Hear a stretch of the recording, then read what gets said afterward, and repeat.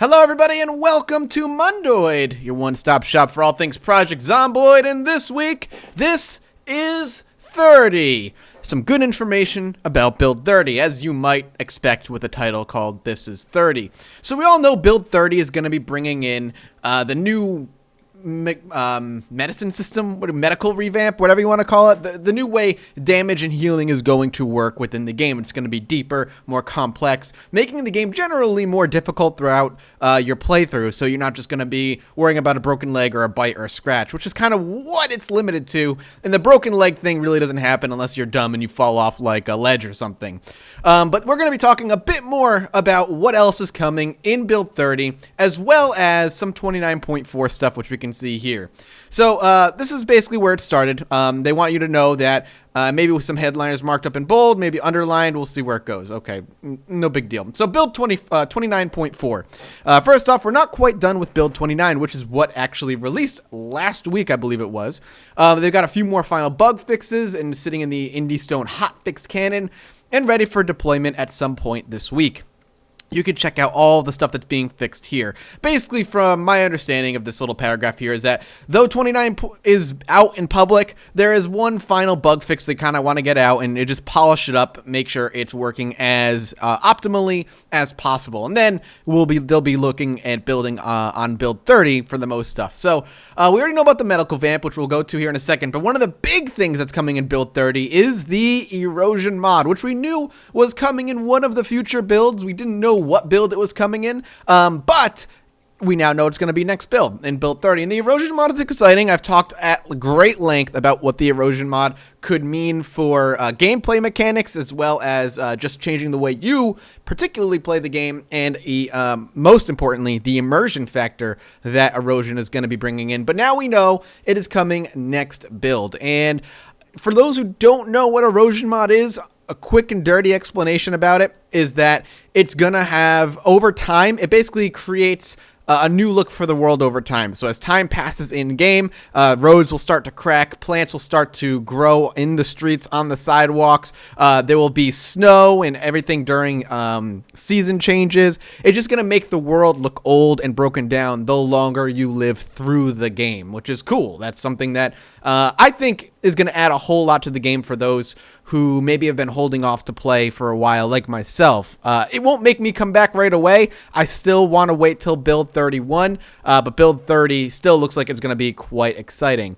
The other thing coming in build 30 is the medical revamp, which, again, we did talk at quite a bit of length last time it was announced, so I'm not going to go into it too much, but they do talk about some of the stuff that's going to be happening: infections, burns, fractures, lodged bullets, glass shards. It really does bring that simulation aspect to the next level. It actually kind of reminds me of what's that? There's a survival simulating game out there that's actually it's free. It was started in the 90s and is still being developed today. It's really kind of ugly graphics, but it's really, really deep. It reminds me of that. It's very similar in that there's going to be a whole host of different injuries you're going to have to contend with, and that in and of itself will make the game more difficult because you're going to have to deal with very small things like burns, infections, and so on. And in the post-apocalypse, if you don't have the supplies to take care of it, an infection could and will kill you. And that is a nice step towards making the game more difficult because, again, as I've said multiple times, those of us who have been with the game since its launch and have put hundreds upon hundreds of hours into this game, the difficulty of the game has kind of dropped off. You learn the ins and outs of surviving early in the few days, you build up your house, and it's basically easy mode from there on out.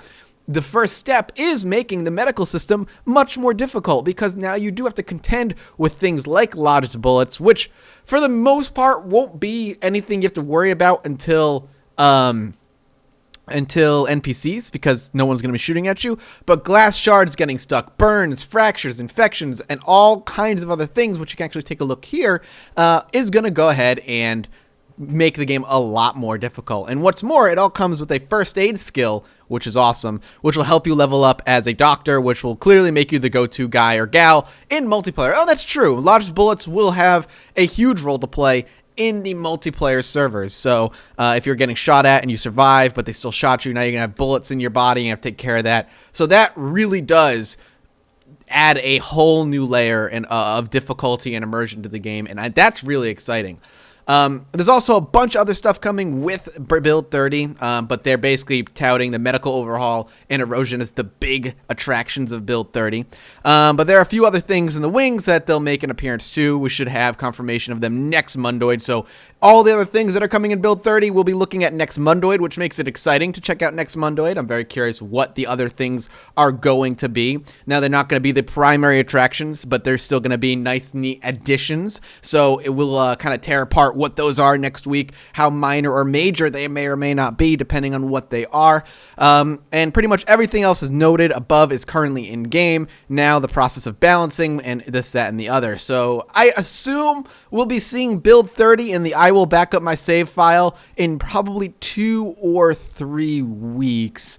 I would probably err towards the side of 3 weeks, maybe even next a month from now, and then the trudge towards Build 31. The exciting, I'm really excited to see what they're going to do with Build 31 to make it more difficult, because that's when I come back, and that's when I'm going to be diving into this game hard, because I'm excited to play Project Zomboid like it was my first time. I remember first playing Project Zomboid, I did not last long. I would last a day or two and I was dead, and they're promising that Build 31 is going to be making the effort toward surviving more than like 2 weeks, something you should be proud of because it's going to be that hard. So that's awesome.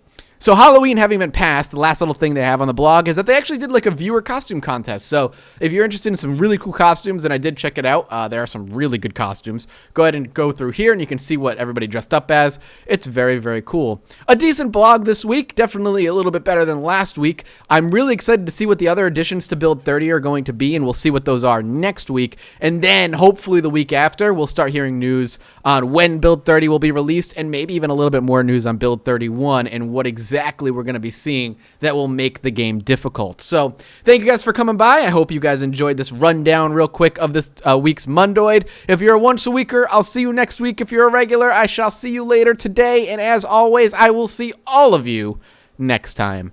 Bye-bye.